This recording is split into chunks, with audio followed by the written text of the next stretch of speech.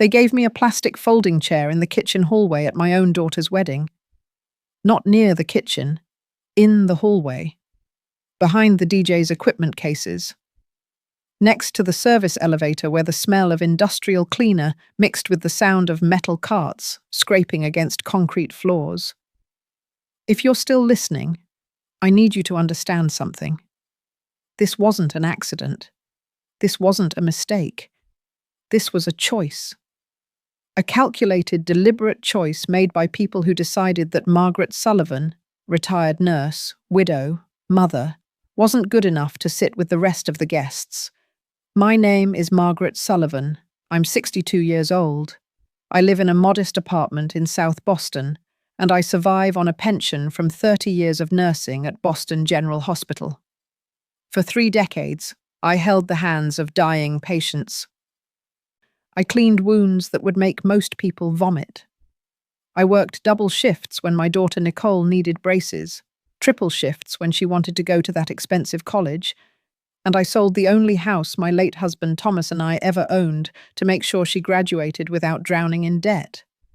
And on her wedding day, they put me in a hallway. Let me paint you the full picture, because I want you to feel what I felt. The Harbor Grand Hotel, one of the most expensive venues in Boston. Crystal chandeliers that probably cost more than I made in 5 years. Tables draped in silk, not polyester silk, with centerpieces made of orchids flown in from somewhere exotic. White roses everywhere, stretching across the ballroom like clouds. 287 guests. I counted them later when I saw the photos online. The photos where I wasn't included because, well, how do you photograph the mother of the bride when she's hidden behind sound equipment? I arrived early that day. I wanted to be there, to help if Nicole needed anything. Mothers do that, you know. We show up. We've been showing up since the first contraction, the first fever, the first broken heart. I wore my best dress. It was burgundy, bought from a consignment shop in Cambridge. I'd had it dry cleaned twice to make sure it was perfect. I wore the pearl earrings Thomas gave me on our 15th anniversary, the ones I never sold even when things got tight after he died in that construction accident 5 years ago. When I walked into that ballroom, I felt like I'd stepped into another world. Everything gleamed. The guests were arriving in designer clothes. I recognized the labels because Nicole used to show me magazines, back when we still talked about things like fashion and dreams. Women in Chanel, men in custom Italian suits. The air itself smelled expensive, like money had a fragrance. I looked for my seat. I looked for my name. Margaret Sullivan, mother of the bride. I imagined it would be at the head table, or at least close to it. Maybe not right next to Nicole and Brandon. I understood they needed space for the wedding party, but somewhere nearby, somewhere visible, somewhere that said, "This woman matters." I couldn't find it. I walked the entire ballroom twice, checking every placard, every table. My heart started beating faster. That panic you feel when you realize something's wrong but you don't want to believe it yet. That moment where your brain is screaming at you but your heart is saying, "No, surely not. Surely your own daughter wouldn't." Then I saw her, Vivian Lancaster, the groom's mother. She was standing near the entrance in a dress that probably cost more than my car, directing the venue coordinator with the air of someone who'd been born giving orders. Her hair was perfect. Her jewelry was perfect. Her contempt was perfect. She saw me searching and smiled. It wasn't a kind smile. It was the smile of someone who knows exactly what they've done and is enjoying watching you discover it. "Mrs. Sullivan," she said, her voice dripping with false sweetness. "Are you looking for your seat?" I nodded, trying to keep my voice steady. "Yes, I seem to have missed my name card." "Oh, didn't Nicole tell you?" Vivian tilted her head, like she was talking to a confused child. We had some space constraints, you understand, with Brandon's family being so large and so many important guests attending. We've placed you somewhere more comfortable. Comfortable. That's the word she used. Comfortable. The venue coordinator, a young woman who couldn't meet my eyes, led me out of the ballroom, through the double doors, down a corridor, past the restrooms, past the coat check, into a service hallway that smelled like bleach and old carpet. There it was. A single plastic folding chair, the kind you see at garage sales or church basements, set up against the wall next to a stack of equipment cases. There was a small placard on the seat. Margaret Sullivan. I stood there, staring at that chair, and something inside me cracked. Not broke, cracked, like glass that's been hit but hasn't shattered yet. All those years of working until my feet bled. All those nights I ate ramen so Nicole could have fresh vegetables. All those times I said yes when she needed something and no when I needed something for myself. All of it came rushing back, and I realized that to her, to my own daughter, I was an embarrassment. The coordinator mumbled something about being able to watch the ceremony on a monitor they'd set up. A monitor, like I was watching a sports game instead of my only child getting married. I asked, my voice barely a whisper, "Where is Nicole?" "She's in the bridal suite, Mrs. Sullivan. She's asked not to be disturbed until—" "I'm her mother." "Yes, ma'am." But she was very specific about— I walked past her.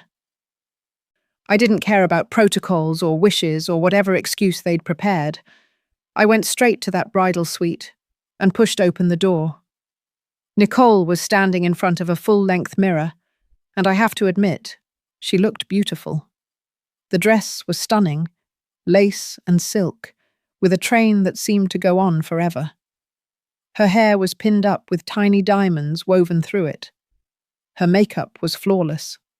She looked like a princess, which is what she always wanted to be when she was little. Back then, I was the queen in her imaginary games. Now, apparently, I was the servant who should stay in the back. "Mum," she said, and I heard it immediately, the irritation in her voice, not surprise, not joy, irritation. "I thought you were going to wait downstairs." "In the hallway," I said flatly. "You mean in the service hallway?" "Behind the DJ equipment." Her face flushed, but she didn't apologize. She glanced at her bridesmaids, 3 perfectly polished young women who looked at me like I was a stain on the carpet. "Mum, please understand," Nicole said, stepping closer and lowering her voice like she was trying to prevent a scene. "The Lancasters have standards. Brandon's father is a respected businessman. His mother is on the board of 3 charities. Their friends are better than me. That's not what I'm saying." "Then what are you saying, Nicole?" My voice was rising now, and I didn't care. "What exactly are you saying when you put your mother in a hallway with a folding chair?" She took a breath, and when she spoke, her words were ice. "I'm saying that your situation might affect Brandon's family's reputation. They've worked very hard to build their standing in this community. And honestly, Mum, you showing up in a dress from a second-hand store, talking about your nursing pension, telling stories about our old neighborhood, it doesn't fit. It just doesn't fit." I stared at my daughter. This person I'd grown inside my body. This person I'd rocked to sleep and nursed through chickenpox and taught to read. This person who once told me I was her hero because I helped people feel better. "I embarrass you," I said simply. She didn't deny it. She just looked away. One of her bridesmaids, a blonde girl named Ashley, who I'd met exactly twice, spoke up. "Mrs. Sullivan, Nicole's just trying to make sure everything goes smoothly. This is her special day. Maybe you could just, I don't know, try to stay out of the way. For her. Stay out of the way. At my daughter's wedding. Stay out of the way. I looked at Nicole one more time, waiting for her to say something, to tell Ashley to shut up, to defend me, to remember who raised her and how and why she was even standing in that bridal suite in that expensive dress in the first place. She said nothing. So I walked out. I walked back to that hallway, and I sat down on that plastic folding chair, and I felt something inside me shift. That crack I mentioned earlier. It spread. Not into pieces yet, but definitely spreading. The ceremony started, and I could hear it through the walls. The music, the gasps of admiration, the minister's voice talking about love and commitment and family. Family. That word echoed in my head while I sat alone in a hallway that smelled like cleaning products and disappointment. I thought about Thomas. My husband died installing steel beams on a high-rise downtown, fell 43 feet. They told me he died instantly, which I guess was meant to be comforting. Nicole was 17. She cried at the funeral, said all the right things about Dad being a hero. But within 6 months, she was talking about how she didn't want to end up like us, working class, struggling, ordinary. Thomas would have been devastated to see where I was sitting. He always said, "Maggie, our girl's going places. She's going to have a better life than we did." I used to think he meant she'd be happy, successful, fulfilled. I didn't realize he meant she'd leave us behind like luggage she didn't need anymore. I was sitting there, staring at a water-stained ceiling tile and trying not to cry, when I heard footsteps. Different footsteps. Not the rushed clicking of catering staff or the heavy boots of hotel maintenance. These were measured, deliberate, confident. A man turned the corner into my hallway. Late 60s, I guessed. Silver hair, perfectly cut. A charcoal suit that probably cost more than 3 months of my rent. He had a strong jaw, deep-set blue eyes, and a face that looked weathered by experience rather than age. But what struck me most was the way he looked at me. Not with pity, not with confusion, with recognition. He walked straight toward me, and I froze. I thought maybe he was one of Brandon's relatives, coming to tell me I needed to move, that even the hallway was too prominent for someone like me. But instead, he said 6 words that stopped my heart.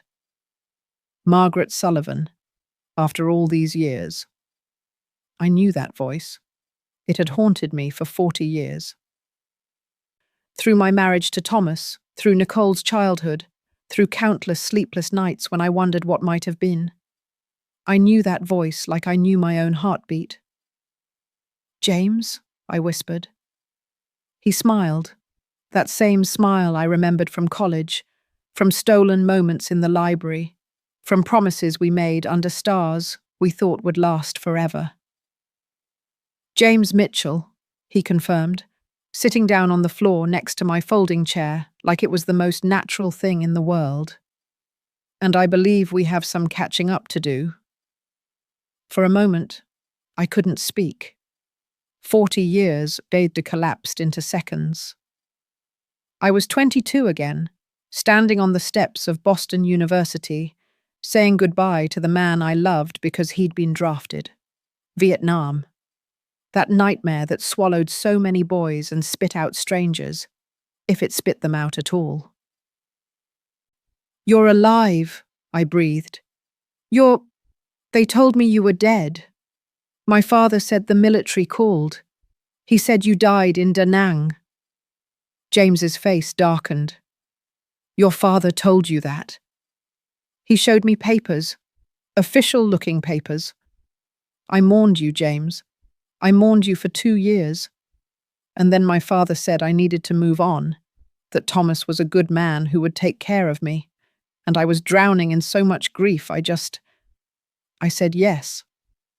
I married Thomas 3 years after you left. James closed his eyes, and I saw pain ripple across his face. I wrote you letters, Margaret. 57 letters from Vietnam, every week for more than a year. Did you receive any of them? I shook my head, tears starting to blur my vision. Not one. Your father, James said quietly, and it wasn't a question. He intercepted them. He had to. Because I came back, Margaret. I survived. I came home in 1975, and the first thing I did was go to your house. Your father answered the door, told me you were married, had a baby, and that I needed to leave you alone. He said you'd moved on, that you'd forgotten me. I never forgot you, I choked out. Not once. Not in 40 years. We sat there in that horrible hallway, both of us crying silently over a life we should have had. Over a father who decided he knew better than his daughter what she needed. Over decades of stolen time. I looked for you, James said, wiping his eyes. For years I looked. But you'd changed your name, moved, and your father had made sure I couldn't find you. It wasn't until 3 months ago that I hired a proper investigator. He found you on LinkedIn, of all places.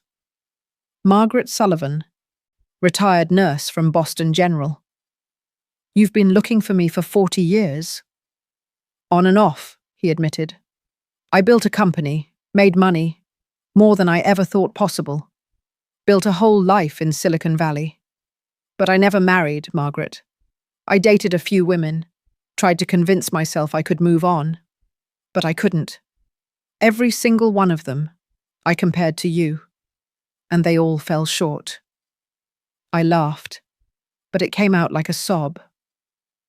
James, I married someone else. I had a daughter. I built a whole life without you. Did you love him, Thomas? I thought about that question, really thought about it. I respected him. I cared for him deeply. He was kind, hard-working, loyal. He was a good father to Nicole. But did I love him the way I loved you? No. And I think he knew it. He never said anything. But sometimes I'd catch him looking at me with this sadness, like he knew he was getting a version of me that had already given my heart away. I'm sorry, James whispered. I'm sorry your father did that to us. I'm sorry you spent 40 years with someone who wasn't your first choice. I'm sorry I couldn't find you sooner. Why are you here now? I asked. At my daughter's wedding. How did you even know? He smiled grimly. Your investigator was thorough. He told me about Nicole's wedding at the Harbour Grand. I wasn't invited, obviously, but I wanted to see you. Just see you from a distance, make sure you were okay. And then I walked in and saw you sitting here, in this hallway, and I thought... He paused, anger flashing in his eyes. I thought, what kind of people put a woman like Margaret Sullivan in a hallway? The kind who are ashamed of her, I said bitterly. James stood up and offered me his hand. Come with me. Where? Back into that ballroom. You're going to sit with me, and we're going to catch up properly, and anyone who has a problem with it can take it up with me directly. I hesitated. Part of me wanted to stay invisible, to not cause a scene, to protect Nicole's perfect day. But a larger part, the part that had been cracking and spreading since I saw that folding chair, wanted to walk back in there with my head high. I took his hand. We walked back through those corridors, through those double doors, and into that ballroom. The ceremony was over, and guests were milling around during cocktail hour. The moment we entered, conversations stopped, eyes turned. Whispers started like wildfire, because James Mitchell doesn't walk into a room unnoticed. His presence commands attention in a way I'd forgotten existed. He guided me to the bar, not roughly, not possessively, but protectively, and ordered us both drinks. Whiskey, he told the bartender. Double, 2 of them. People were staring. I could feel their eyes like physical weight. I heard fragments of whispers. Who is that? Is he with the bride's mother? That's James Mitchell. The tech billionaire? What's he doing here? Vivian Lancaster materialized beside us like a shark sensing blood.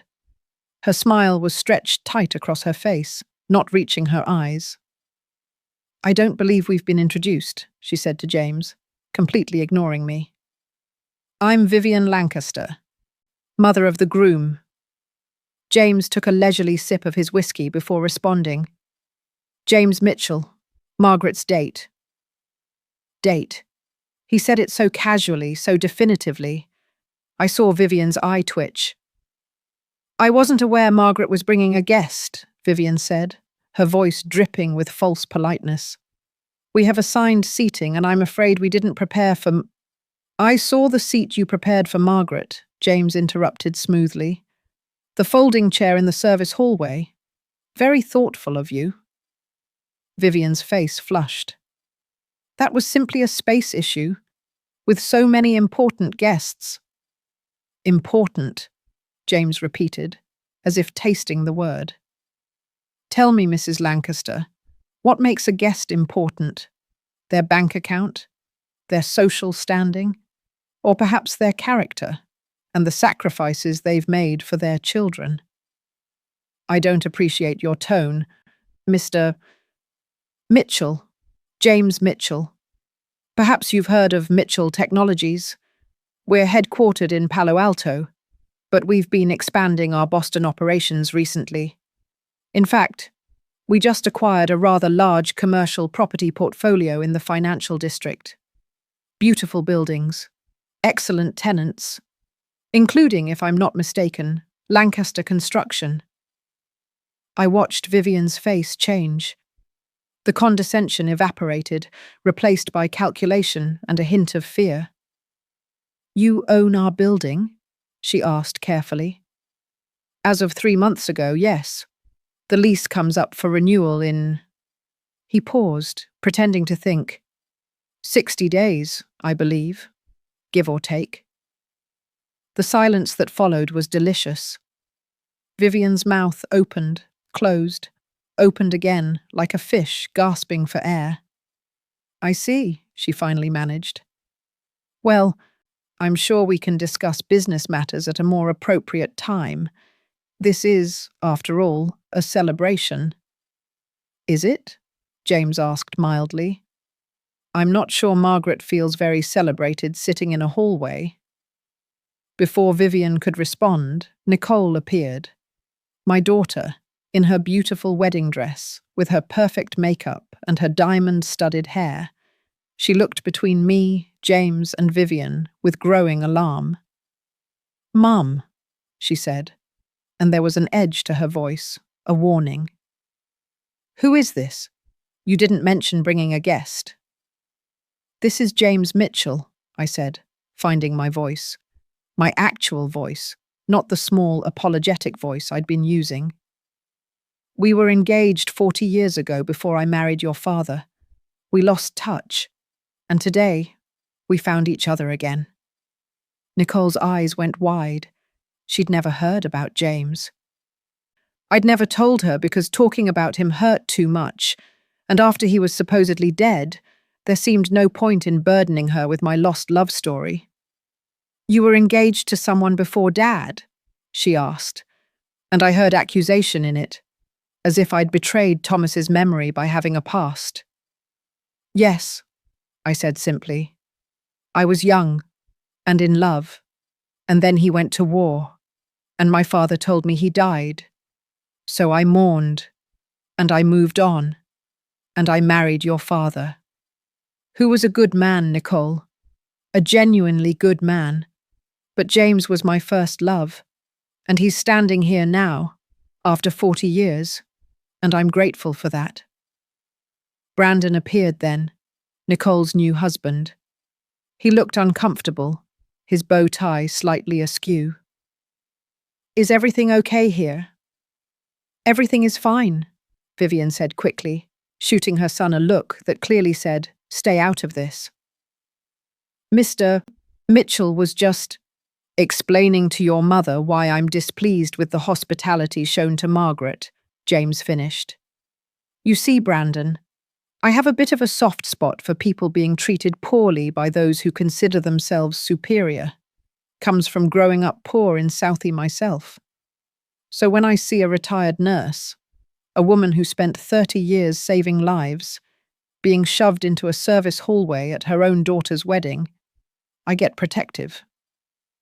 Brandon had the decency to look ashamed. His face reddened, and he glanced at Nicole, who was now radiating anger. Mom, you're making a scene, Nicole hissed at me. Am I asked. Or am I simply existing in the same space as everyone else? Is my presence, Nicole, a scene? You're being dramatic, she shot back. The seating was just logistics. Logistics, I repeated. Your wedding had 287 guests, Nicole. I looked it up later. 287 people, and somehow the only person who couldn't fit was your mother. Not your father. He's dead, so that's convenient. Not your college roommates or your work friends or Brandon's distant cousins. Just me. The woman who raised you alone after your father died. The woman who sold her house so you could graduate without debt. The woman who worked herself to exhaustion so you could have opportunities I never had. I didn't ask you to do any of that, Nicole snapped. And there it was. The truth she'd been holding back for years. I didn't ask you to sacrifice everything. I didn't ask you to make me feel guilty every time I wanted something nice. I didn't ask to be raised by a martyr. The words hung in the air like poison. People around us had stopped pretending not to listen. They were openly staring now, drinks forgotten in their hands. I felt James's hand on my lower back, steadying me, because Nicole's words had hit like bullets, each one finding its mark. Martyr. She called me a martyr, as if loving your child and providing for them is some kind of manipulative performance. You're right, I said quietly, and I saw surprise flicker across Nicole's face. You didn't ask to be born to a nurse and a construction worker. You didn't ask for a modest upbringing in Southie. You didn't ask for a father who died trying to provide for you. But you got all of that, Nicole, and I'm sorry if our poverty embarrassed you. I'm sorry if my sacrifice made you uncomfortable. I'm sorry that the mother who loves you isn't wealthy enough or connected enough or polished enough for the life you want. Mom! I'm not finished, I cut her off, and my voice was steel now. All those years of swallowing my feelings, of making myself small, of accepting less than I deserved. They were over. You put me in a hallway, Nicole, your own mother, the woman who sat up with you every time you had a nightmare, who taught you to read, to ride a bike, to stand up for yourself.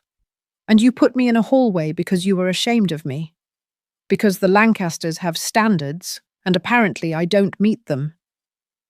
The Lancasters are important people, Vivian interjected, trying to regain control.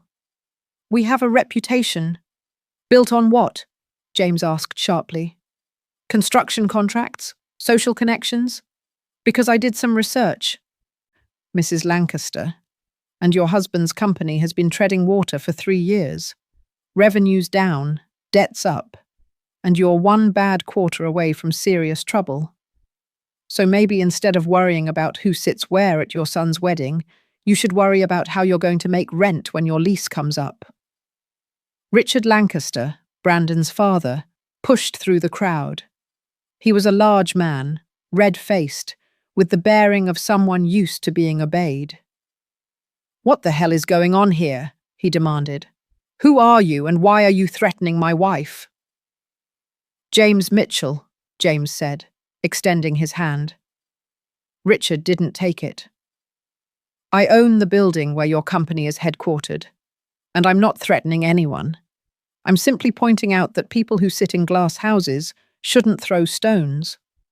Or in this case, people who are barely solvent shouldn't treat decent human beings like garbage. You can't talk to my family that way, Richard blustered. I just did, James replied calmly. And if you'd like to discuss it further, I suggest we step outside. Or better yet, we can wait until your lease renewal comes across my desk in 60 days, and we can have a very detailed conversation about terms. The threat was clear. Richard's face went from red to purple. Vivian grabbed his arm, whispering urgently in his ear. Brandon looked like he wanted to disappear into the floor, and Nicole, my daughter, my only child, looked at me with something I'd never seen before. Not love, not respect, but fear. She was afraid. Afraid that her perfect wedding was falling apart. Afraid that her new in-laws would blame her. Afraid that her mother's sudden backbone would cost her the life she'd been so desperate to secure. "Mom, please," she said, and now her voice was begging. "Please don't do this. Not today. Not like this." "Then when?" I asked. "When should I do this, Nicole? When should I stand up for myself? After you've had children and they ask why Grandma never visits. After you've built a whole life with people who think I'm beneath them. When?" She had no answer. James took my hand. "Margaret, I think we should go. We have a lot to talk about, and this isn't the place." He was right. The ballroom felt toxic, poisoned by class warfare and family dysfunction. I looked around at all those faces, the guests in their expensive clothes, the Lancasters with their fake superiority, my daughter with her desperate fear, and I realized I didn't belong here. Not because I wasn't good enough, but because I was too good, too real, too honest for this performance. "You're right," I said to James. "Let's go." As we walked toward the exit, I heard Vivian call out, her voice shrill. "If you leave, Margaret, don't expect to be welcomed back into this family." I stopped, turned, looked at her with something close to pity. "Vivian," I said clearly, "I've been a nurse for 30 years. I've seen families torn apart by pride, by secrets, by the desperate need to appear perfect. And I've learned that the families who survive are the ones who choose love over image. If this family can't welcome me, the mother of the bride, then maybe it's not a family worth being part of." I walked out on my daughter's wedding. With James Mitchell at my side, I walked out of that ballroom, through that lobby, into the Boston evening air that smelled like freedom and possibility, and the end of something that had been slowly dying for years. In the car, James's car, a sleek black Mercedes that probably cost more than I'd made in 5 years, I finally broke down. All the tears I'd been holding back since I saw that folding chair came pouring out. 40 years of grief over losing James. 5 years of mourning Thomas. 26 years of raising Nicole alone. And now, the fresh agony of being rejected by my own child. James pulled over on a quiet street near the harbour.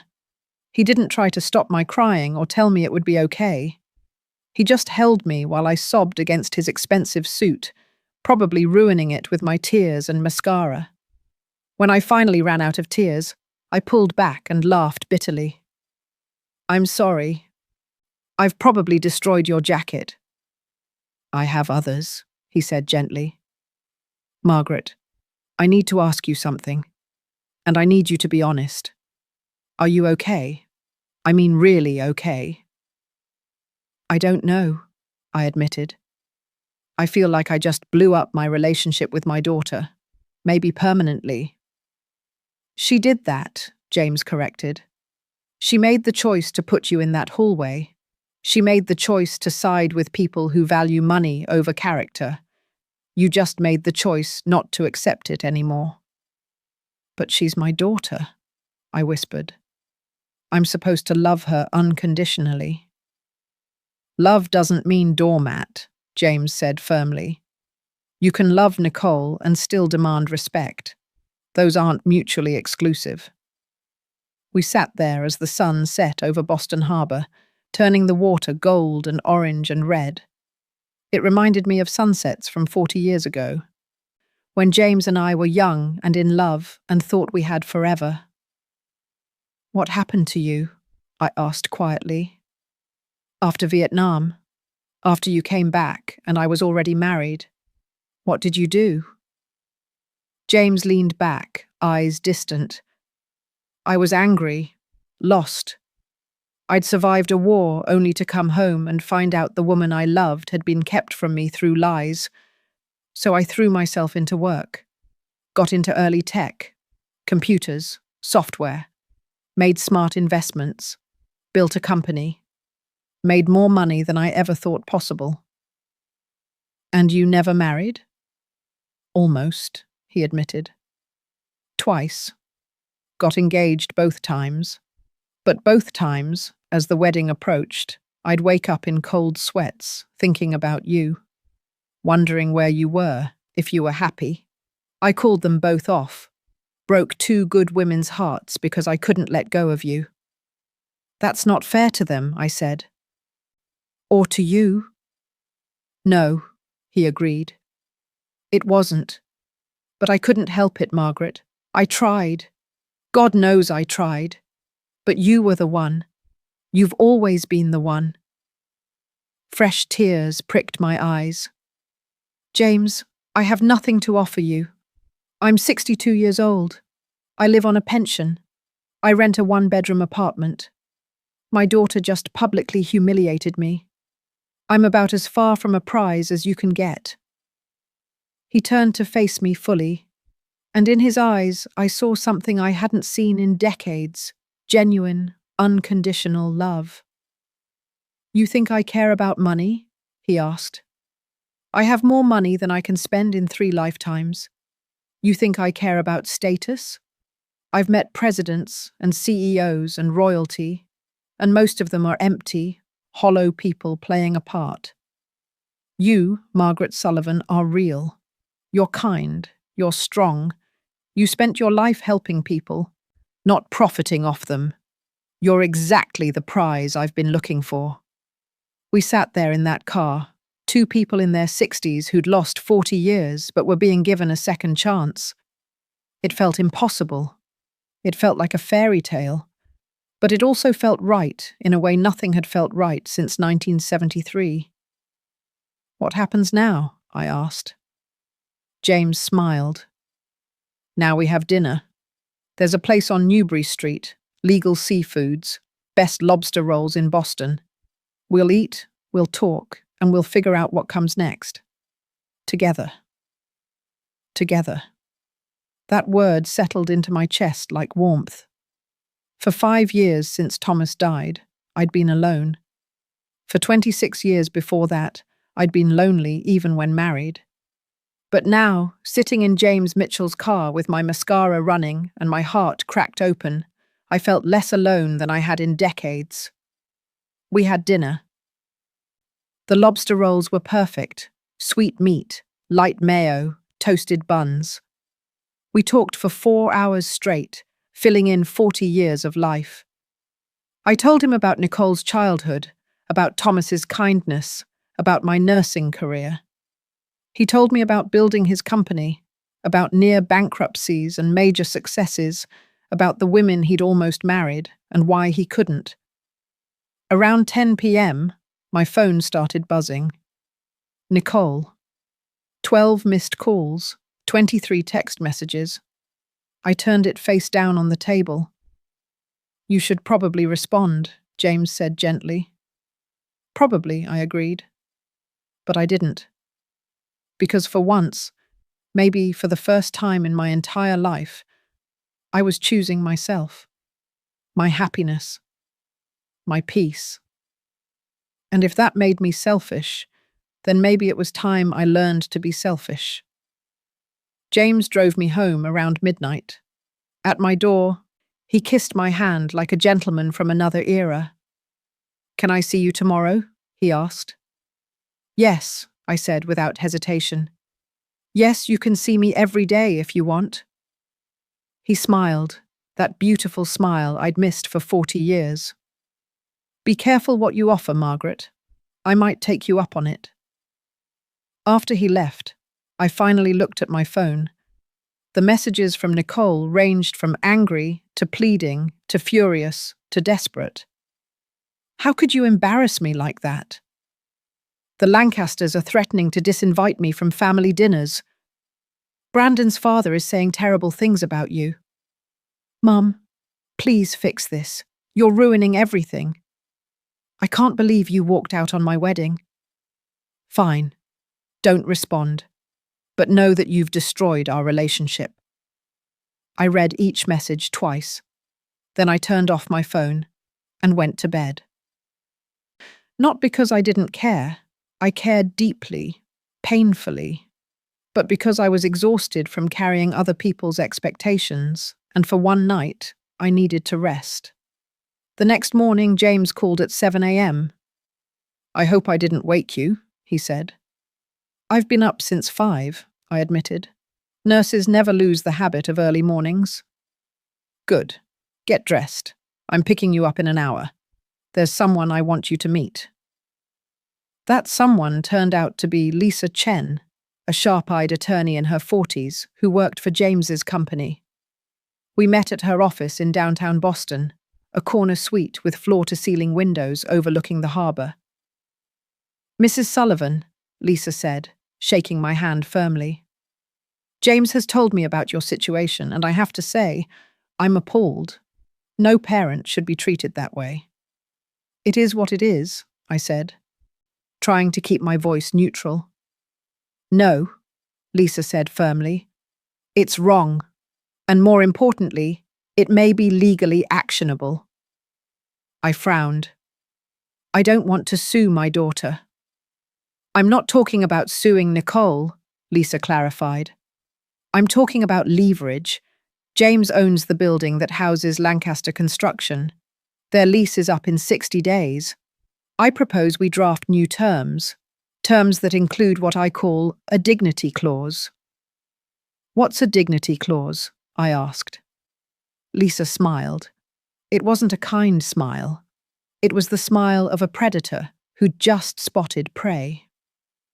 "It's a clause requiring the tenant, in this case, Lancaster Construction, to publicly demonstrate certain ethical standards before their lease can be renewed. Standards like treating family members with respect, making public apologies for past wrongs, establishing charitable funds in honor of people who've been wronged, that sort of thing." I stared at her. "You want them to apologize publicly? To me?"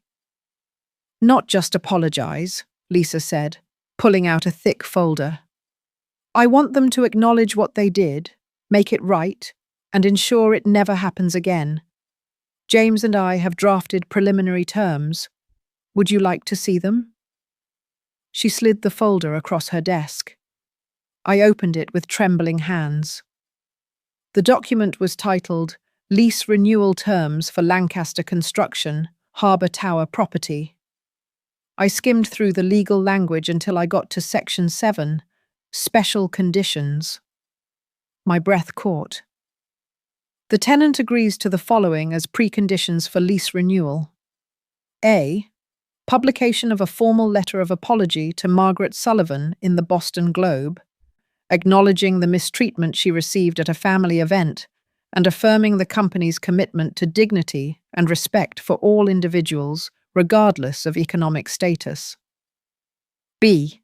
Establishment of the Thomas Sullivan Memorial Fund for construction workers' families, funded at $50,000 annually for 10 years, to provide emergency financial assistance to families of construction workers injured or killed on the job. C. mandatory attendance by all immediate Lancaster family members at quarterly family therapy sessions for a minimum of 1 year, with a licensed therapist approved by Mrs. Sullivan. D. Rent adjustment to current market rate, representing a 15% increase from previous terms. Failure to comply with any of these conditions will result in immediate lease termination with 30 days' notice. I read it 3 times. My hands were shaking so badly the paper rattled. This is... I couldn't find words. This is revenge. No, James said quietly from where he sat beside me. Revenge would be terminating their lease immediately and watching their business collapse. This is consequence. This is accountability. This is making sure that people who treat others like garbage actually face the reality of their choices. But my daughter, your daughter chose to side with people who humiliated you, Lisa said, not unkindly. And now she gets to see what happens when cruelty has a price tag. I looked at James, really looked at him. Why are you doing this? You don't owe me anything. We haven't seen each other in 40 years. Because I've spent 40 years wishing I could have protected you, he said simply. From your father's lies. From a marriage that wasn't your first choice. From loneliness. From all of it. I can't change the past, Margaret, but I can do something about the present. What if Nicole never forgives me? I whispered. What if this destroys whatever's left of our relationship? Then it was already destroyed, James said gently. You just didn't want to see it. Margaret, a daughter who truly loved you would never put you in a service hallway. A daughter who truly respected you would defend you, not defend the people who hurt you. I'm not trying to take her from you. I'm trying to show her and everyone else that you have worth, that you matter, that you can't be treated like an embarrassment without consequences. I sat there for a long time, staring at that document. Thomas's name was in there, the Thomas Sullivan Memorial Fund. My husband, who died trying to provide for his family, would be honored. Children of construction workers, kids like Nicole had been, would get help when tragedy struck. How long do they have to respond? I asked. 48 hours, Lisa said. The letter goes out by courier this afternoon. They'll have until Friday at 5 p.m. to accept all terms or reject them. If they reject, the lease terminates automatically. And if they accept? Then the apology gets published in Sunday's Globe. The fund gets established within 30 days. Family therapy begins within 2 weeks. And you, Mrs. Sullivan, get to hold your head high, knowing that justice was served. I thought about Nicole, my baby girl, the child I'd rocked to sleep singing You Are My Sunshine, the teenager who'd sobbed in my arms after her father died, the young woman who'd slowly, gradually, turned into someone I didn't recognize. Maybe this was tough love. Maybe this was what she needed. A hard lesson about respect and consequences and the fact that class and money don't make you better than anyone else. Or maybe I was just a bitter old woman getting revenge dressed up as justice. I need time to think, I said. Of course, Lisa replied, but I need an answer by 3 p.m. today. After that, the legal window starts closing. James drove me home in silence. When we pulled up to my apartment building, he turned to me. I'm not going to pressure you, he said. This is your decision. But I want you to ask yourself one question. If Nicole had a daughter someday, and that daughter treated Nicole the way Nicole treated you, what would you want Nicole to do? Would you want her to accept it? Or would you want her to stand up for herself? That question haunted me as I climbed the stairs to my apartment. I made tea. I sat by the window. I looked at photos of Nicole from over the years, birthdays, graduations, random Tuesday afternoons. In every single one, I was smiling, proud, loving, devoted. In how many photos was Nicole looking at me that same way? I couldn't think of one. Not one photo where my daughter looked at me with the same uncomplicated love I felt for her. There was always something else in her eyes: impatience, embarrassment, obligation. At 2:45 p.m., I called Lisa Chen. "Send the letter," I said. "All terms, exactly as written." "Are you certain?" Lisa asked. "No," I admitted, "but I'm doing it anyway." That evening, I turned my phone back on. 67 missed calls, 91 text messages, 3 voicemails, all from Nicole, all increasingly frantic. I didn't respond to any of them. Instead, I called James. "It's done," I told him. "The letter goes out tomorrow morning." "How are you feeling?" "Terrified," I said honestly. "Powerful, guilty, vindicated, all of it at once." "That sounds about right," he said. "Want company?" "Yes, please." He came over with Chinese food from a place in Chinatown we used to go to in college. It was still there, incredibly. Still serving the same dumplings we'd shared 40 years ago. We ate on my small balcony, watching the sun set over Boston. For a while, we didn't talk about Nicole or the Lancasters or lease agreements. We just talked about life. Books we'd read, places we'd been, dreams we'd had and dreams we'd given up on. "I wanted to be a writer," I admitted. "Before nursing school. I wanted to write novels, big, sweeping love stories." "What stopped you?" "Reality. Nursing was practical. It paid bills. Writers starve unless they're lucky. I had responsibilities, so I chose the sensible path." "It's not too late," James said. "You're 62, not 92. You could still write your novel." "Who'd want to read a book by an unknown 62-year-old retired nurse?" "Me," he said simply. "I would, and I bet thousands of others would too. Everyone's so obsessed with youth and viral success and overnight fame. But the best stories come from people who've lived. Who've loved and lost and kept going anyway." Something in my chest loosened. A knot I'd been carrying for decades. "Maybe I will," I said. "Maybe I'll finally write that story." "Tell me about it," James said, leaning back in his chair. So I did. I told him about the novel I'd been writing in my head for 40 years, a love story about 2 people torn apart by war and lies, who find each other again when they're old enough to appreciate what they'd lost. I talked until the stars came out, until the Chinese food was cold, until James was looking at me with something like wonder. "Margaret," he said softly, "that's our story." "I know," I whispered. "It always has been." He reached across the small table and took my hand. "Write it. Promise me you'll write it." "I promise." The next morning, Friday, the letter went out by courier to Richard Lancaster's office. Lisa Chen called me at 9 a.m. to confirm delivery. "He signed for it personally," she said. "The clock is now ticking. They have until 5 p.m. today." The day crawled by. I tried to read, to clean, to do anything to occupy my mind. James came over around noon with sandwiches, but neither of us could eat. We just sat together, waiting. At 3:30 p.m., my phone rang. "Nicole."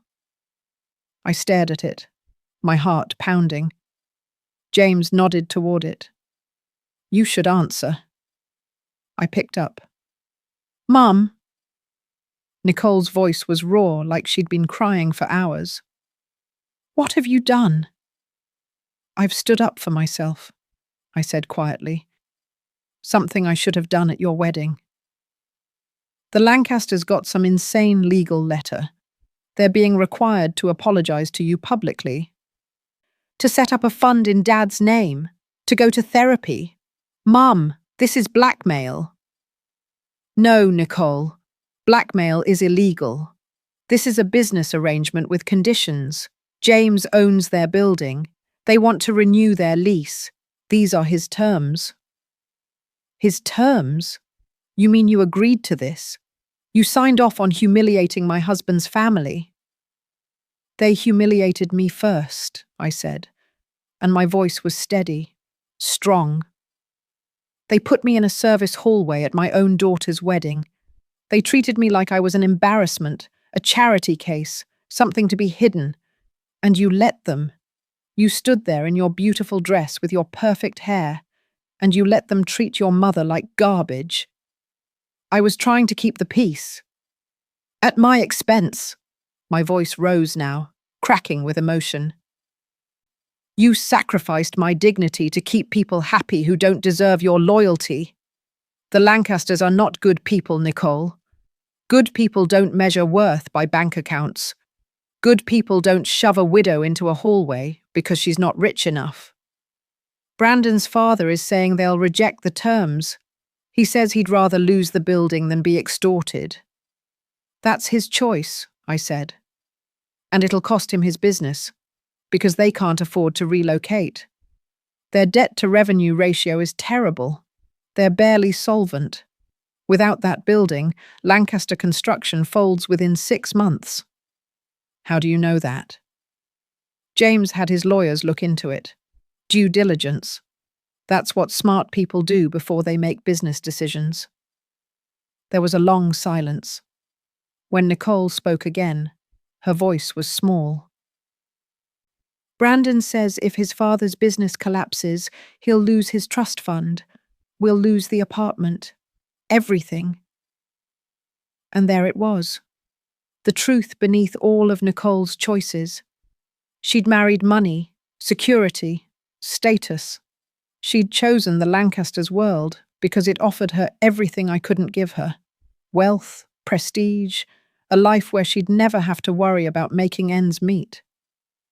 Then maybe, I said gently but firmly, you and Brandon need to learn what it's like to build something on your own, without family money, without trust funds, without a safety net, the way your father and I did. That's cruel, Mum. No, sweetheart. Cruel is what was done to me. What I'm doing is teaching you a lesson your father and I apparently failed to teach, that character matters more than cash. If they reject these terms, I'll never forgive you, Nicole said, and her voice was ice. Then I guess you'll never forgive me, I replied.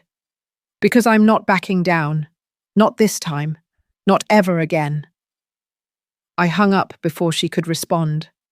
My hands were shaking. My whole body was shaking. James wrapped his arms around me. You did the right thing. Then why does it hurt so much?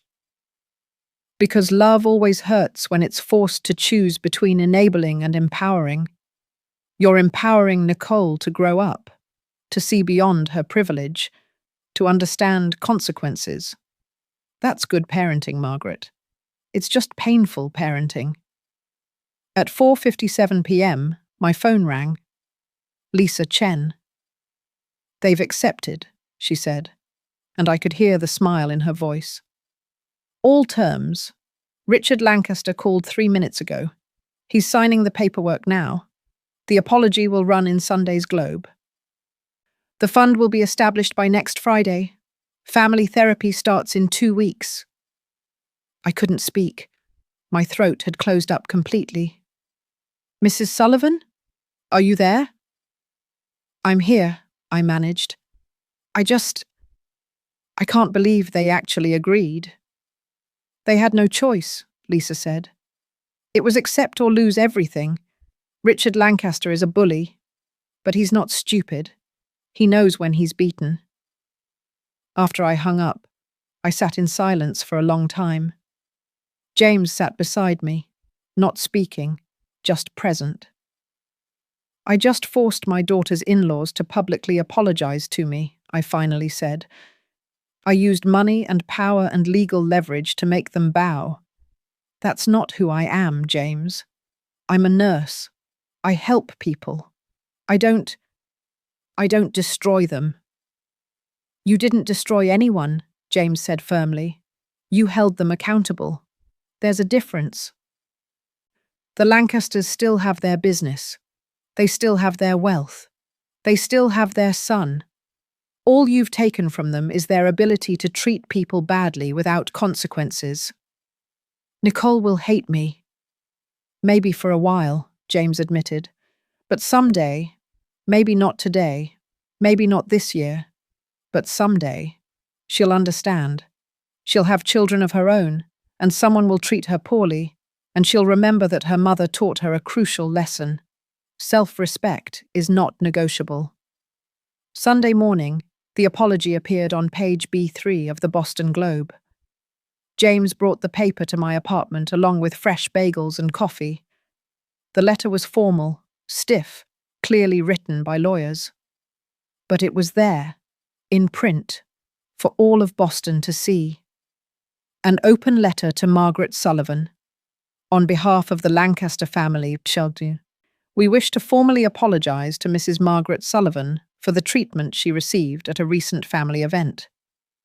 Mrs. Sullivan, a retired nurse who dedicated 30 years to serving the Boston community, deserved far better than the hospitality she was shown. We acknowledge that our actions were rooted in classism and a misguided sense of social hierarchy. We failed to recognize that true worth is measured not by financial status, but by character, sacrifice, and integrity, qualities Mrs. Sullivan possesses in abundance. As part of our commitment to doing better, we are establishing the Thomas Sullivan Memorial Fund to support families of construction workers facing hardship.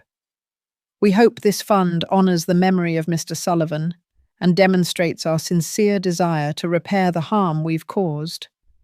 We are deeply sorry, Mrs. Sullivan. You deserved respect, appreciation, and a place of honor. We failed to provide those, and we take full responsibility. With sincere regret, the Lancaster family. I read it 3 times. It wasn't perfect. It had that corporate apology feel. Sorry we got caught, not sorry we did it. But it was public. It was permanent. It was acknowledgement that I mattered. How do you feel? James asked. Strange, I admitted. Vindicated but empty. Like I won the battle, but I'm not sure about the war. The war isn't over, James said. This is just the beginning. Nicole needs time to process. The Lancasters need time to actually change if they're capable of it, and you need time to heal. What if she never speaks to me again? Then you'll survive, James said simply. The way you've survived everything else life has thrown at you. But Margaret, I don't think that'll happen. I think Nicole is going through what you went through at her age, realizing the world isn't what she thought it was, realizing that the people she trusted might not deserve that trust. It's painful, but it's necessary. Over the next few days, I received dozens of calls and messages, not from Nicole, but from others. Former nursing colleagues who'd seen the apology and reached out to say they were proud of me, neighbors who'd read the article, even a few strangers who found my number somehow and called to share their own stories of being mistreated by people with money and power. One call stood out. Tuesday evening, around 7 p.m. Brandon. Mrs. Sullivan, he said, and his voice was different, quieter, more genuine. I'm calling without Nicole knowing. I needed to apologize to you directly. I was so surprised I almost dropped the phone. Brandon? I was wrong, he said, and I heard emotion cracking through. My family was wrong. I stood there at my own wedding and watched them treat you like you were nobody, and I said nothing. I was so worried about keeping my parents happy, about not rocking the boat, that I forgot basic decency. I forgot that you're Nicole's mother, that you raised her alone after your husband died, that you sacrificed everything for her. Thank you for saying that, I said softly. I want you to know something else, Brandon continued. The therapy sessions start next week. My father is fighting it, but my mother actually seems relieved, like she's been waiting for someone to force them to address our family's issues. And the fund in your husband's name, Mrs. B. Sullivan, that's going to help real people. Families like yours was. That matters. It does, I agreed. Nicole is struggling, he said carefully. She's angry and confused and hurt, but she's also starting to ask questions about why my parents acted that way, about what it says about them, and about her, that she went along with it. I think she's beginning to understand, but it's going to take time. I can wait, I said. I've waited 40 years for other things. I can wait for my daughter to find her way back to me. After we hung up, I felt something shift. Not forgiveness. That would take much longer. But hope. Maybe this was all going to work out. Maybe tearing everything down was the only way to build something real. That Friday, James took me to his penthouse in downtown Boston. I'd never been there before, and when the elevator opened directly into his apartment, I gasped. Floor-to-ceiling windows overlooking the harbor, hardwood floors, modern art on the walls. A kitchen that looked like something from a magazine. It was beautiful, but also cold, impersonal. I've never really made it a home, James admitted, watching me look around. It's just a place I sleep between business trips. It needs plants, I said, and photographs, real ones, not expensive art. It needs life. He smiled. Would you help me with that? Help you decorate? Help me turn it into a home, he clarified. Margaret, I've lived alone for 40 years. I've made money, built a company, achieved everything I thought I wanted. But I've never had a home. Not since I lost you. And I'd like to change that. With you, if you're willing. My heart started pounding. James, what are you asking? He took my hand and led me to the window. The sun was setting over Boston Harbor, painting the sky in shades of orange and pink and gold. The same colors as that sunset 40 years ago, when we'd said goodbye at the bus station, both of us believing it was just for a few months. I'm asking you to give us a second chance, James said. Not to replace what we lost. We can't do that.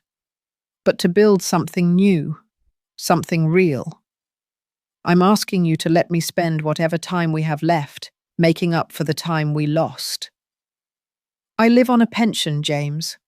I can't contribute financially to— I don't want your money, he interrupted. I have plenty of money. What I don't have is you.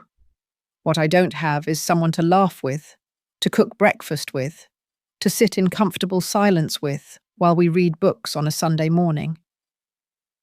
What I don't have is a partner, a real partner, someone who sees me, not my bank account, not my company, just me. Tears were streaming down my face. I'm 62 years old. I'm not young or beautiful or— You're Margaret, he said simply. You're the woman I fell in love with in a Boston University library while you were reading Walt Whitman. You're the woman who wrote me letters in terrible handwriting because you were always in a hurry. You're the woman whose laugh I can still hear in my head 40 years later. Age doesn't change those things. It enhances them. You're more beautiful now than you were at 22, because now you've lived. You've survived. You've become exactly who you were always meant to be. What if Nicole never accepts this? Us?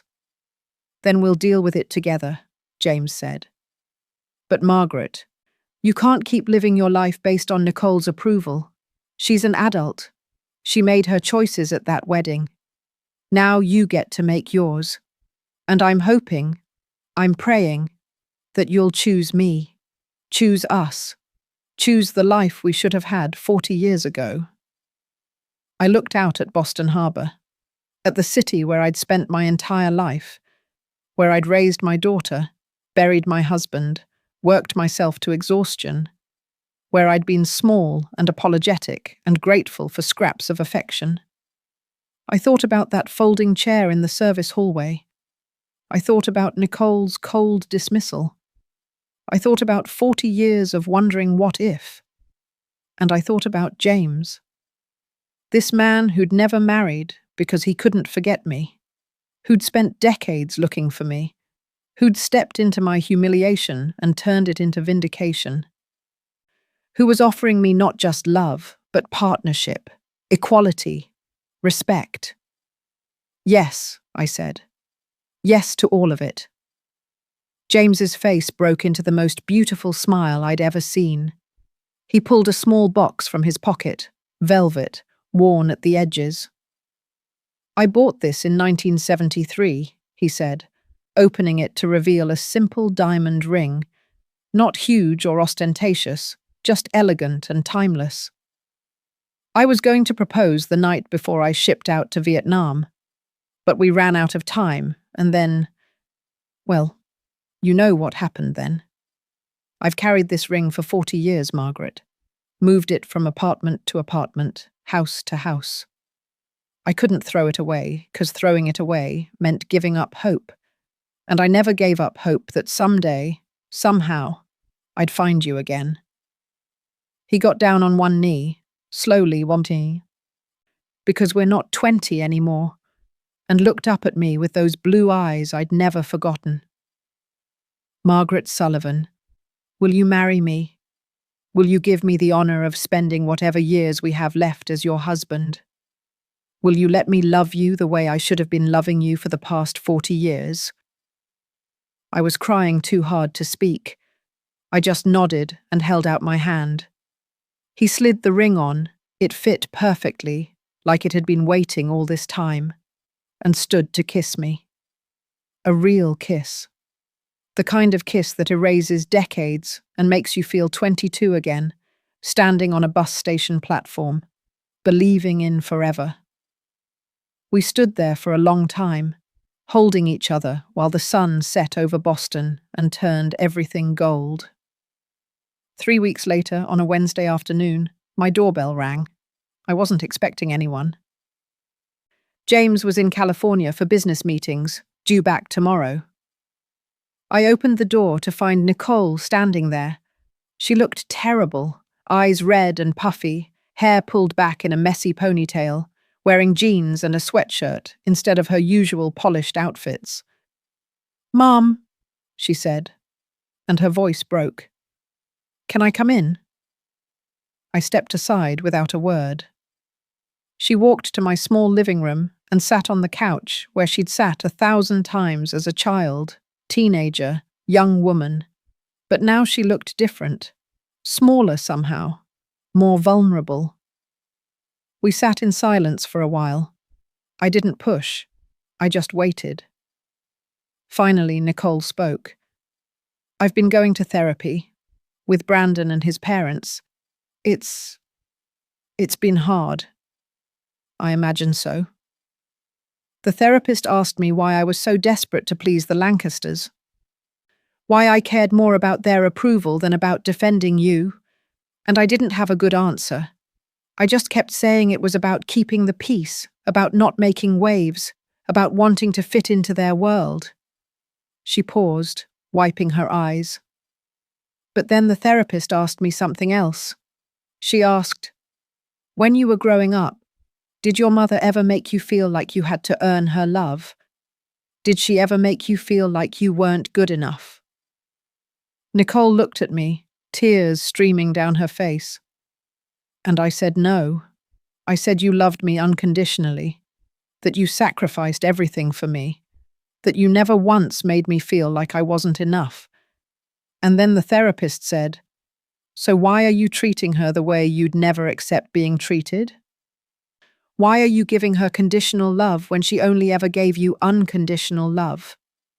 Her voice dropped to a whisper. And Mum, I couldn't answer, because she was right. I took your love for granted. I took you for granted. I was so desperate to be accepted by people who measure worth by money that I rejected the one person who loved me when I had nothing to offer but myself. I felt my own tears starting, but I didn't interrupt. Nicole needed to say this. "I put you in that hallway," she continued. "I made that choice. The Lancasters suggested it, but I could have said no. I could have told them that my mother sits at the head table, or there's no wedding. But I didn't. I chose them over you. I chose status and money and the idea of being part of a good family over the woman who raised me alone, who worked herself to exhaustion for me, who sold her house so I could go to college without debt." She was sobbing now, her whole body shaking. "I'm so sorry, Mum. I'm so sorry. I don't know how to fix this. I don't know how to make it right. But I need you to know that I see it now. I see what I did. And I'm ashamed. I'm so ashamed." I moved to sit beside her on the couch. I put my arm around her shoulders the way I'd done when she was little and had nightmares. "Nicole," I said softly, "I forgive you." She looked up at me, shocked. "Just like that?" "Just like that," I confirmed, "because I'm your mother, and that's what mothers do. We forgive." "But Nicole, forgiveness doesn't mean forgetting. It doesn't mean everything goes back to how it was. It means we start over, and we build something new. Something healthier." "What does that look like?" "It looks like you understanding that I have value beyond being your mother. It looks like you treating me with respect, not obligation. It looks like you making choices based on what's right, not on what's comfortable or prestigious or easy." Nicole nodded, wiping her face with her sleeve. "James seems really good for you. Brandon said he's never seen anyone stand up to his father the way James did." "James is the love of my life," I said simply. "We lost 40 years because of lies and circumstances, but we found each other again, and I'm not letting go this time." "Are you going to marry him?" I held up my left hand, showing her the ring. I already said yes. Nicole stared at the ring, then started laughing through her tears. "Mum, you're getting married at 62. That's amazing." "It's never too late for happiness," I said. "That's something I'm learning. It's never too late to choose yourself, to stand up for yourself, to demand respect. I spent too many years being small and apologetic. I'm done with that now." "I don't blame you," Nicole said quietly. "If anything, I'm glad you finally stood up. Even though it hurt, even though it's still hurting, I needed to see that. I needed to see that you have boundaries, that there are consequences for treating people badly. Because, Mum, if you can't stand up for yourself, how will I ever learn to stand up for myself?" That hit me hard, because she was right. By always accepting less than I deserved, by always making myself small, I'd taught Nicole that women should diminish themselves to keep the peace. I'd modeled martyrdom instead of strength. "Things are going to be different from now on," I said firmly. "I love you, Nicole. I will always love you. But I won't accept being treated as less than. Not by you, not by the Lancasters, not by anyone. I've earned respect, and I'm going to insist on it."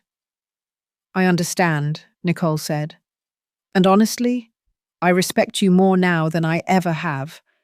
You're like this whole new person, Or maybe you're the person you always were, and I just never paid attention. We talked for hours that afternoon. Really talked, the way we hadn't in years. Nicole told me about her marriage, how she'd married Brandon partly for love, but also for the security his family offered. How she'd been terrified of ending up struggling the way she remembered us struggling after Thomas died.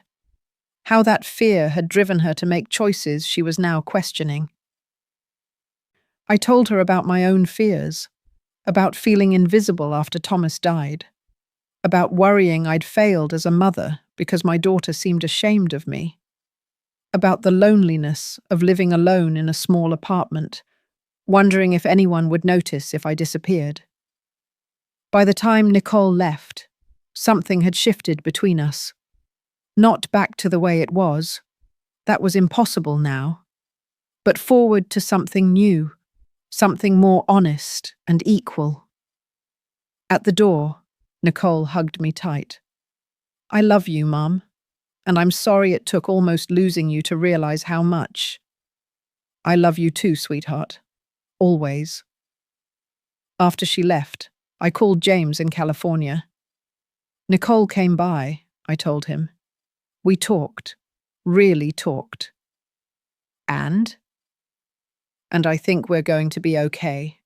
Not today, maybe not tomorrow, but eventually, we're going to be okay. I could hear the smile in his voice. I'm proud of you, Margaret, for standing your ground, for demanding respect, for teaching your daughter that love doesn't mean being a doormat. I learned from the best, I said. You walked back into my life and showed me what it looks like when someone values you, really values you, not for what you can do for them, but for who you are. I'll be home tomorrow, James said. And then we need to start planning a wedding. Because Margaret Sullivan, I've waited 40 years to marry you, and I'm not waiting any longer. Small ceremony, I said. Just close friends, maybe on the harbour at sunset. Whatever you want, he said. As long as you're there, everything else is just details. The wedding happened 6 weeks later on a Saturday evening in October. We rented a small pavilion overlooking Boston Harbor. 20 guests, a few of James's business colleagues who'd become genuine friends, some of my former nursing colleagues, Lisa Chen, the attorney, and Nicole and Brandon. Nicole helped me get ready. She'd insisted, actually. Said she wanted to be there for this the way I'd been there for her on her wedding day, even though she'd failed to be there for me. My dress was simple, ivory silk, tea-length, elegant, without being fussy. Nicole pinned a small cluster of white roses in my hair. You look beautiful, Mum, she said, and I heard genuine emotion in her voice. Really beautiful. Thank you for being here, I said. I know things are still complicated between us, but having you here means everything. There's nowhere else I'd rather be, Nicole said. Besides, someone needs to make sure James knows what he's getting into. I need to give him the "if you hurt my mother, I will destroy you" speech. We both laughed, and it felt good. Easy. Like maybe we were finding our way back to each other. The ceremony was short and perfect.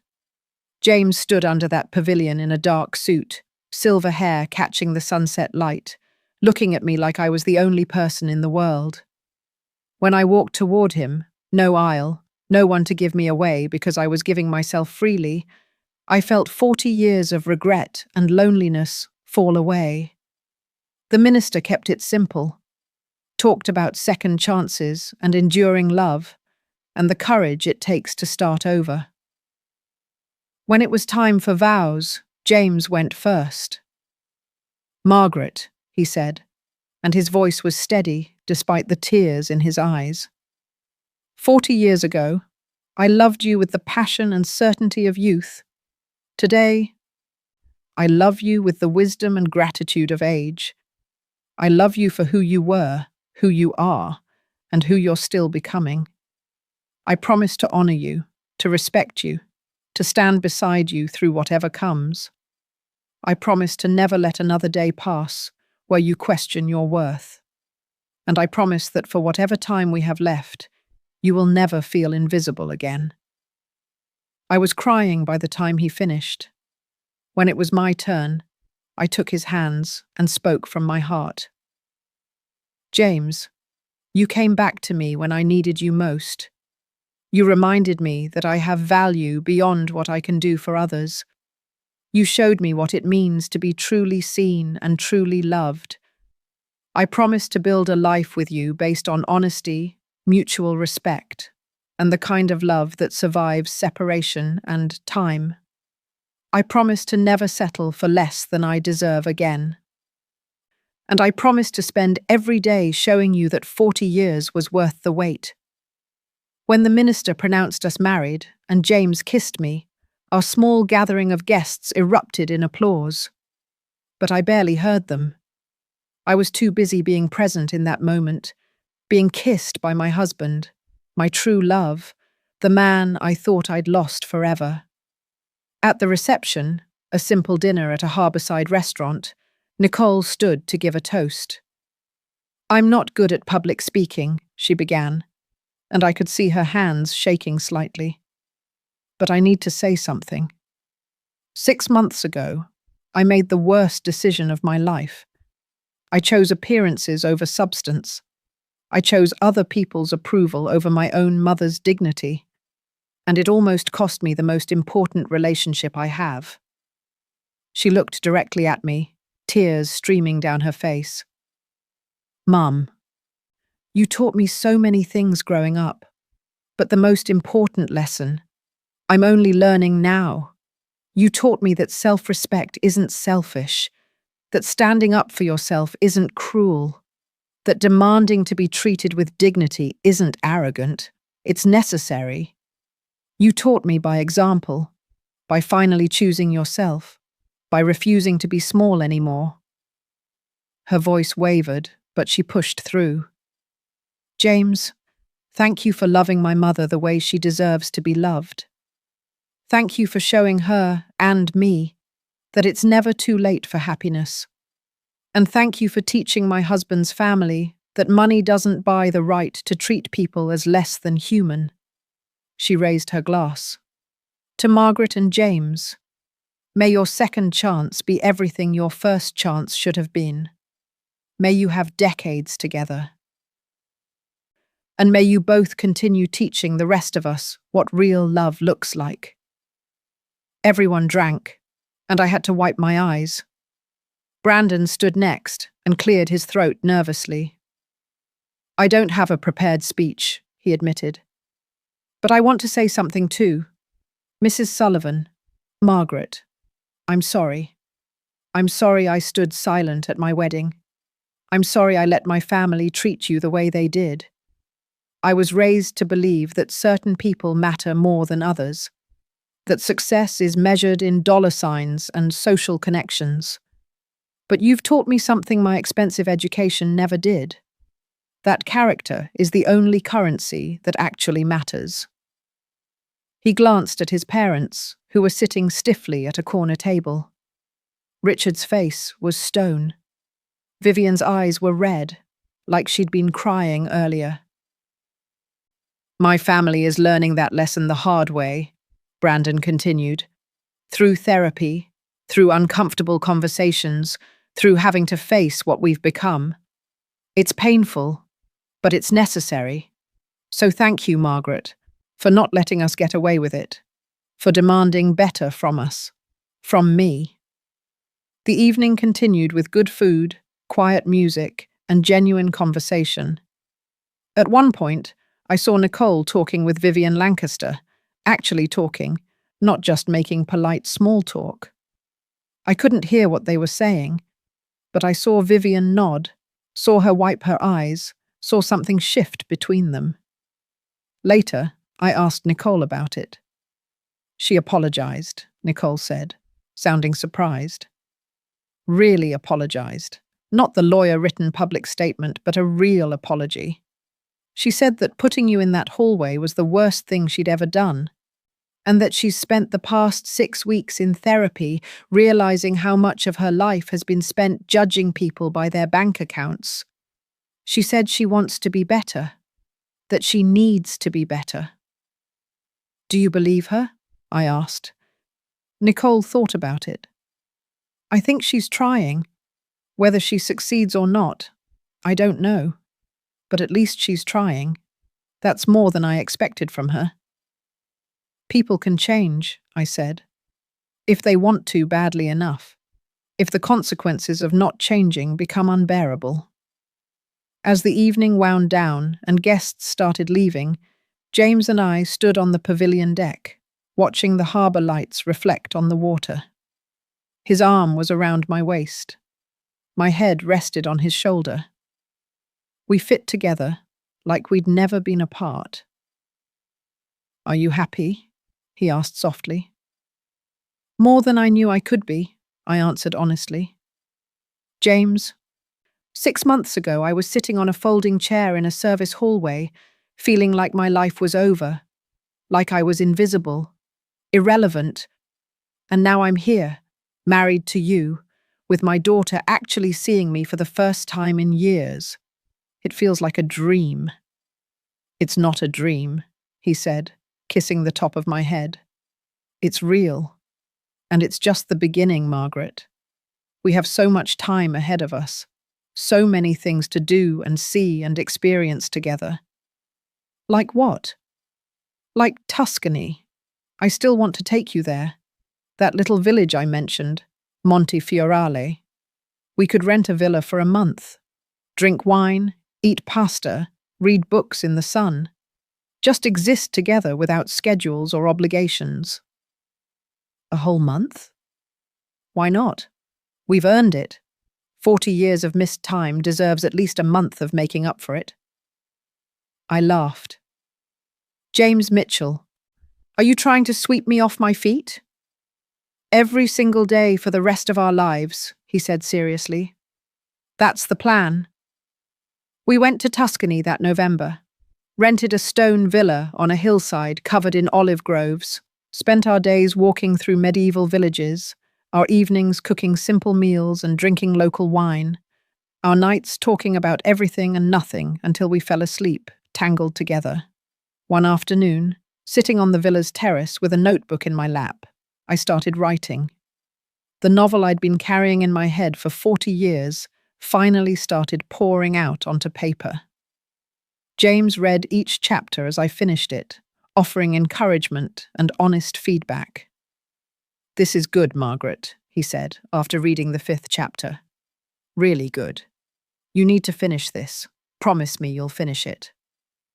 I promise, I said. I'm calling it The Folding Chair, about a woman who gets pushed to the margins of her own life and has to fight her way back to center. Autobiographical fiction? The best kind, I said with a smile. While we were in Italy, I got a call from Lisa Chen. The Thomas Sullivan Memorial Fund had processed its first round of applications. 12 families were receiving grants, widows whose husbands had died in construction accidents, children whose fathers were permanently disabled from workplace injuries. One of the recipients wanted me to tell you something, Lisa said.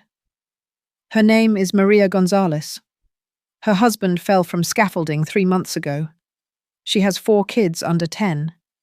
She said the fund is the only reason she's able to keep her apartment and feed her children. She said to tell you that Thomas Sullivan's name is a blessing to her family. I had to sit down. James took the phone from my shaking hands and finished the conversation while I cried.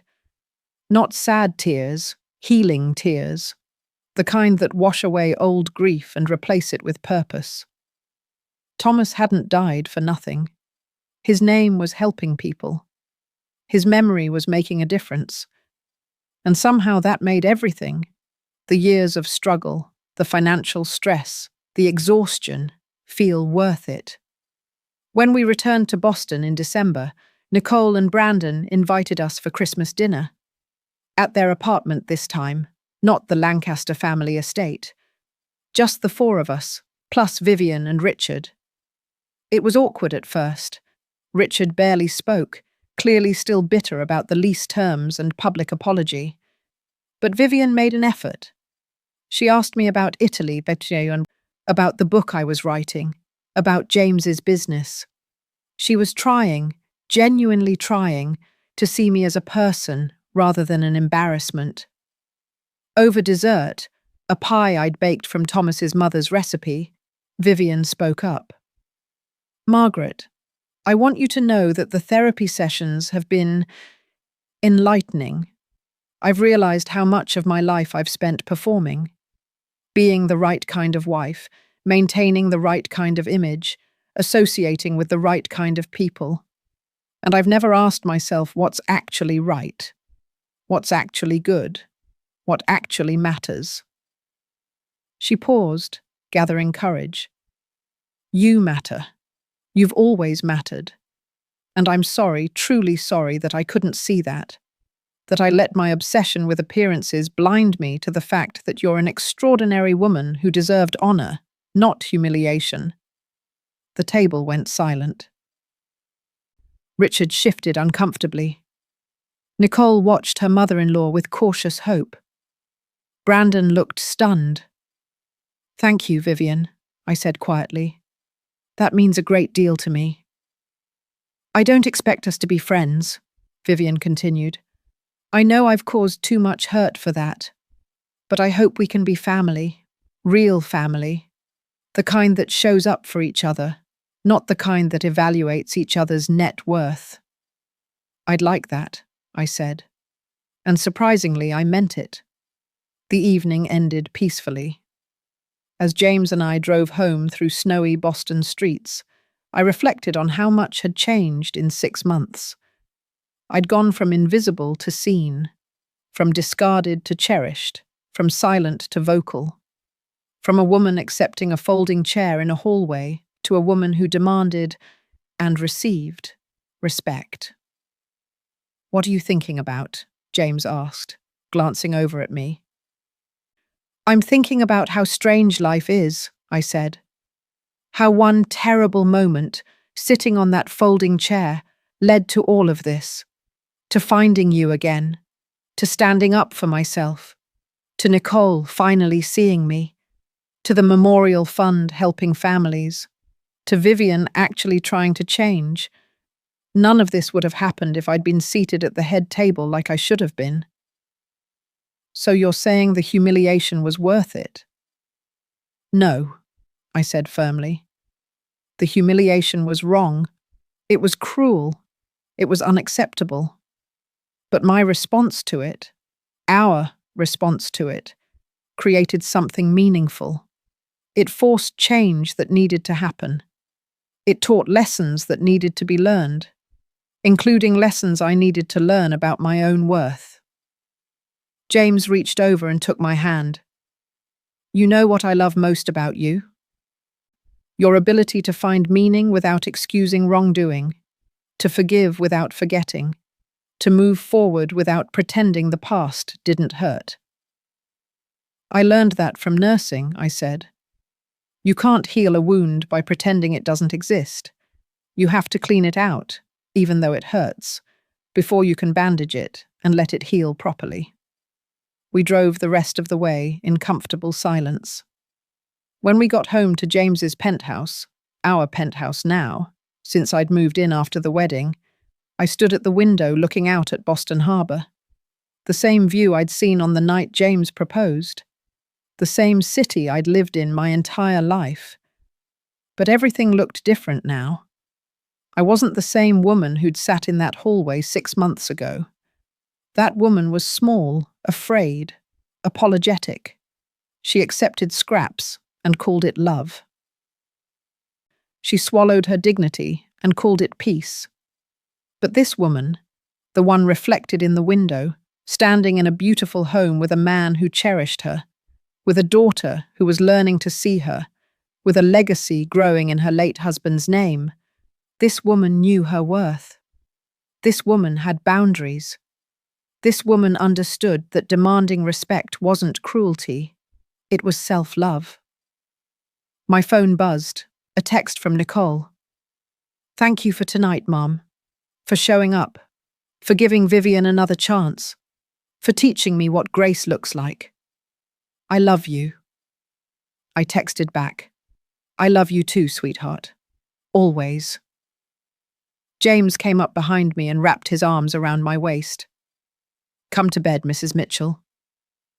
Mrs. Mitchell. I still wasn't used to that name. Margaret Mitchell, like the author of Gone with the Wind.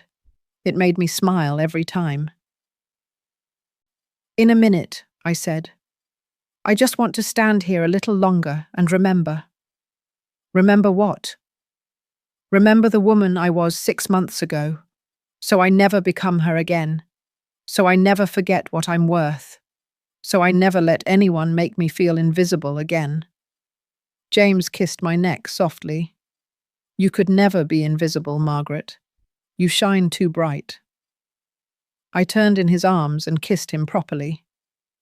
I'm writing the final chapter of my book tomorrow, I told him.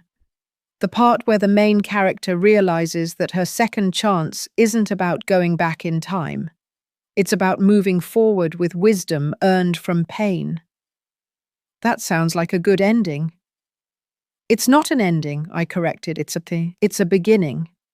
The rest of her life begins the moment she stops apologizing for existing.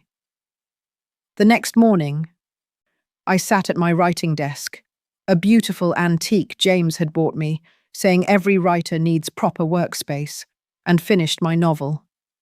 The last lines came to me easily, like they'd been waiting 40 years to be written. She stood in the hallway one last time, looking at the empty space where the folding chair had been. It was gone now, removed by staff who never knew its significance. But she remembered. She would always remember. Not because she wanted to hold on to bitterness, but because she needed to honor the woman who'd sat there. The woman who'd been small and silent and overlooked. The woman who'd finally said enough. That woman had been her, but that woman wasn't her anymore. She turned away from the hallway and walked into the ballroom, the one she'd been excluded from, with her head high and her heart full. Not because anyone invited her, but because she'd learned the most important lesson of all. You don't need an invitation to claim your space in the world. You just need the courage to walk through the door. I typed the end and sat back, tears streaming down my face. It was done. The book was finished. My story, fictionalized, restructured, but essentially true, was complete. James read it that afternoon while I paced nervously around the apartment. Well? I asked when he finally closed the laptop. Be honest. He looked at me with shining eyes. It's perfect, Margaret. It's painful and beautiful and true. It's going to help so many people who've felt invisible, who've been pushed to the margins, who've forgotten their own worth. You really think so? I know so. And I know a literary agent in New York who specializes in commercial fiction with heart. With your permission, I'd like to send it to her. James, I'm 63 years old. Nobody wants to read a book by an unknown senior citizen. Stop, he said firmly. Stop diminishing yourself. Stop assuming you're not good enough. This book is good enough. You are good enough. More than good enough. Now let me send it. I took a deep breath. This was it. Another moment of choosing myself, of believing I had value beyond being a mother, a nurse, a wife, of claiming space in a world that told women my age to be quiet and grateful for whatever scraps they received. Okay, I said. Send it. The agent requested the full manuscript within 2 days of reading the first 50 pages. She offered representation a week later. By March, we had a publishing deal with a major house. By June, advance reader copies were going out to reviewers. The book was scheduled to be published in October, 1 year after my wedding to James, 18 months after that horrible day in the service hallway. The publisher wanted to call it The Folding Chair, a novel of second chances and self-respect. They wanted to market it to women over 50 who'd spent their lives making themselves small. They saw it as both a love story and a manifesto about claiming dignity. "This is going to be huge," my editor told me during a call. "Women are going to see themselves in your protagonist. They're going to cry, and then they're going to get angry, and then they're going to start demanding better for themselves. You've written the book they've been waiting for." On the day my book was published, James threw a party at our penthouse. Nicole and Brandon came. Vivian and Richard came, looking more relaxed than I'd ever seen them. Therapy was apparently working. My former nursing colleagues came. Lisa Chen came. Even Brandon's siblings came, people I barely knew, who said they'd read the advance copy and wept. At one point during the party, Nicole pulled me aside onto the balcony. "Mum, I read your book," she said. "Twice. And? And I understand now. Really understand. The main character, that's you. The daughter who's embarrassed by her mother, that's me. I saw myself on those pages, Mum, and I hated what I saw. But I also saw the path forward. The way the daughter finally understands that her mother's worth isn't measured by bank accounts or social status." She took my hand. "I'm proud of you for writing this. For surviving everything you survived. For finding James. For demanding respect from all of us. For showing me what strength actually looks like." "I'm proud of you too," I said. "For doing the hard work in therapy. For facing uncomfortable truths. For changing. Change is harder than staying the same, Nicole. But you chose change anyway." "I learned from the best," she said, echoing words I'd once said to James. The book did well, better than anyone expected. It hit the New York Times bestseller list within 2 weeks. Women started sharing it on social media, posting pictures of themselves with the book, writing long posts about their own experiences of being diminished and overlooked. I started getting letters, hundreds of them. Women writing to tell me their own folding chair stories, times they'd been pushed aside, forgotten, treated as less than. But more importantly, they wrote to tell me what they'd done about it, how they'd stood up, how they'd demanded better, how they'd stopped apologizing for existing. One letter stood out. It was from a 68-year-old woman named Patricia, not my former nemesis Vivian Lancaster's full name, but close enough to make me pause. "Dear Margaret," it read, "I am the Patricia who put you in that hallway. Not literally, I've never met you. But I am the woman who would have done exactly what Vivian Lancaster did. I've spent my whole life measuring people by their wealth and status. I've dismissed good people as beneath me because they didn't have the right address or the right connections. Your book destroyed me, in the best possible way. I saw myself as the villain, and I couldn't deny it. So I've started making changes. I've apologized to people I hurt. I've examined my values.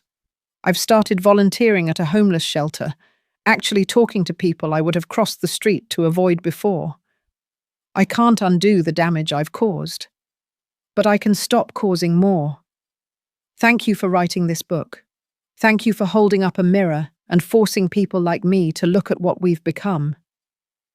I cried reading that letter, because it proved that people can change, that speaking up about injustice doesn't just protect you, it challenges others to be better. 2 years after that terrible day at Nicole's wedding, I stood in front of a crowd of 500 women at a book event in Chicago. They'd come to hear me speak about dignity, self-respect, and second chances. "I want to tell you about a folding chair," I began, and the room went absolutely silent. 2 years ago, I sat on that chair in a service hallway at my daughter's wedding. I sat there and felt invisible, worthless, like I'd spent my entire life sacrificing for a child who'd grown up to be ashamed of me. I paused, looking out at all those faces, women young and old, rich and poor, every ethnicity and background. That folding chair was the worst moment of my life, but it was also the moment I woke up. Because sitting there, humiliated and alone, I made a choice. I chose to stand up. I chose to demand respect. I chose to stop making myself small to make other people comfortable. The room erupted in applause. I waited for it to die down. Some of you are sitting on your own folding chairs right now, I continued. Maybe not literally, but figuratively. You're in relationships that diminish you, jobs that undervalue you, families that take you for granted, and you're staying there because you've been taught that good women are patient, that good women don't make waves, that good women accept whatever space they're given and call it enough. More applause. Some women were crying. I'm here to tell you it's not enough. You are not a folding chair person. You're a head table person. You deserve respect, dignity, and love that doesn't require you to shrink. And if the people in your life can't give you that, then maybe, just maybe, you need to walk away from that hallway and into a life that actually honors who you are. Standing ovation, women on their feet, clapping and crying and nodding. I saw my own story reflected in every face, the pain of being overlooked, the courage to stand up, the hope that things could be different. After the event, during the book signing, a young woman approached my table. She couldn't have been more than 30, but her eyes looked ancient with pain. My mother put me at the kids' table at her anniversary party, she said quietly. I'm 32 years old with 2 master's degrees, but because I'm not married and don't have children, she treats me like I'm still 12, like I haven't accomplished anything that matters. What did you do? I asked. I read your book, she said. And then I told my mother that I won't attend family events anymore unless I'm treated like the adult I am. She was furious, said I was being dramatic. But Mrs. Mitchell, I felt free for the first time in my life.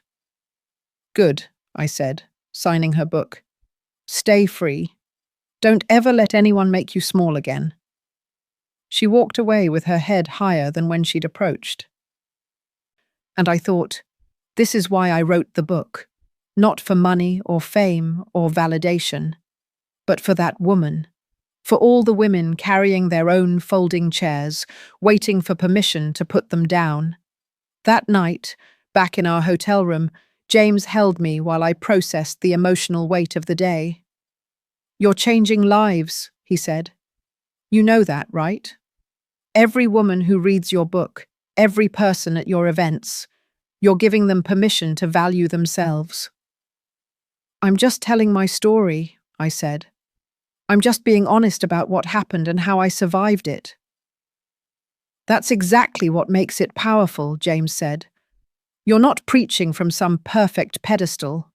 You're saying, I was broken and I put myself back together, and here's how. That's the story people need. 3 years after the wedding, Nicole gave birth to a daughter. She named her Margaret Thomas, combining my name with her father's. When she called to tell me, I cried. I want her to be like you, Mum, Nicole said. Strong and kind and unafraid to stand up for herself. I want to raise her the way you raised me, but better. With all the love and sacrifice you gave me, but also with the respect you deserved and didn't always get. You're going to be a wonderful mother, I told her. I learned from the best, she said, even when I was too blind to see it. When baby Margaret was born, I was in the delivery room with Nicole. So was Vivian Lancaster, which would have been unthinkable 3 years earlier. But therapy and time had transformed all of us. Vivian had become a different person, softer, more genuine, less concerned with appearances. She has your eyes, Vivian said, looking at the baby in Nicole's arms. My mother's eyes, Nicole corrected gently. My daughter has my mother's eyes. I held my granddaughter for the first time, this tiny human named after me, and I thought about legacy. Not the legacy of sacrifice and silence I'd almost left, but the legacy I'd chosen instead. The legacy of standing up, speaking out, demanding respect. Hello, little Margaret, I whispered to her. You're named after a woman who learned to value herself, who refused to sit in hallways anymore, who found love twice and happiness 3 times over. You're named after a survivor, and I'm going to make sure you know your worth from day one. The baby gripped my finger with her tiny hand, and I felt the circle complete itself. The pain I'd endured, the humiliation I'd survived, the courage I'd found, all of it had led to this moment. To 3 generations of women in one room, learning and relearning what it means to claim space in a world that constantly tells women to be smaller. Now, 5 years after that folding chair, I'm 67 years old. I've published 3 books. I've spoken to thousands of women about dignity and self-respect. The Thomas Sullivan Memorial Fund has helped more than 200 families. Nicole and I have a relationship built on honesty and mutual respect, not obligation and guilt. Baby Margaret is 4 now, fierce and confident in ways I never was at her age. And James, my James. We've had 5 beautiful years together, making up for the 40 we lost. We travel. We read. We sit on our balcony watching sunsets over Boston Harbor. We grow old together with grace and gratitude. Sometimes people ask me if I regret what happened at Nicole's wedding, if I wish I'd never been put in that hallway, never experienced that humiliation. And my answer is always the same. I regret that it happened. I wish I lived in a world where people didn't treat each other that way. But I don't regret who I became because of it. I don't regret finding my voice. I don't regret demanding respect. I don't regret any of the good that came from refusing to accept less than I deserved. That folding chair was the worst and best thing that ever happened to me. It broke me open so I could rebuild myself stronger. It showed me who truly valued me and who just used me. It gave me James back after 40 years. It taught my daughter lessons she needed to learn. It became a book that helped thousands of women find their own voices. So if you're listening to my story, if you've stayed with me through all of this, I want you to hear me clearly. You deserve better than a folding chair. You deserve better than service hallways and scraps of affection and relationships that require you to be small. You deserve a seat at the table, the head table. And if people won't give you that seat, then you have 2 choices: demand it or walk away and build your own damn table. I chose to demand it. And when that didn't work, I walked away. I found James. I wrote my truth. I rebuilt my life. I claimed my space. And now I'm telling you, it's your turn. Stand up from your folding chair. Walk out of that hallway. Demand respect from everyone in your life, starting with yourself. Because you matter. You've always mattered. And it's time you started living like you know it. Thank you for listening to my story. Thank you for caring about a 62-year-old woman sitting in a service hallway. Thank you for believing that people like me, people like us, deserve dignity. Now go. Stand up. Claim your space. The world is waiting for you to stop apologizing for existing. The end.